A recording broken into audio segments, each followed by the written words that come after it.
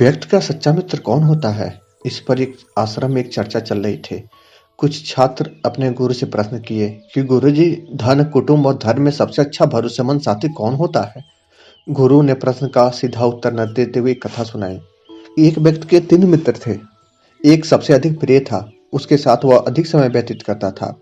दूसरे मित्र से उसकी थोड़ी कम आत्मीयता थी और तीसरा मित्र बिल्कुल उपेक्षित था और नाम मात्र की मित्रता थी। वह उससे बहुत कम मिलता था। एक बार व्यक्ति को किसी मुसीबत में फंस गया, जिसके कारण उसे राज दरबार में बुलाया गया। वह बहुत घबरा गया।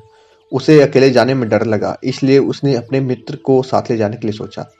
वह अपने सबसे प्रिय मित्र के पास गया, लेकिन उसने उसके साथ चलने से इनकार कर दिया। फिर वह दूसरे के पास गया, जिससे थोड़ी कम घनिष्ठता थी।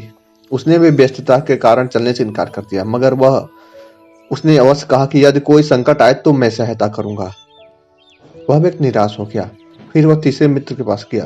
तीसरे मित्र ने उसकी पूरी बात सुनी और उसके साथ राज दरबार चलने को तैयार हो गया। राज दरबार में उसने अपने मित्र के पक्ष भली भांति रखा और उसे कष्ट से बचा लिया। कथा सुनाने के पश्चात गुरुजी ने अपने शिष्यों को कहा कि तीनों मित्रों के प्रतीकात्मक अर्थ ये है कि पहला मित्र धन है, जिसे हम परम प्रिय समझते हैं, लेकिन वह मृत्यु के बाद घर के बाहर एक कदम नहीं निकलता। दूसरा मित्र अपना कुटुंब है, अर्थात परिवार है, जो यथासंभव सहायता तो करता है, लेकिन उसका सहयोग तब तक रहता है जब तक आप जीवित हैं। धर्म वह तीसरा मित्र है, जो इस लोक और परलोक दोनों में साथ देता है, परंतु हम इसके प्रति उपेक्षा का भाव रखते हैं, जबकि यही अस्थायी सुख और शांति प्रदान करता है। छात्र अपने प्रश्न का सुंदर सा उत्तर पाकर प्रसन्न हुए।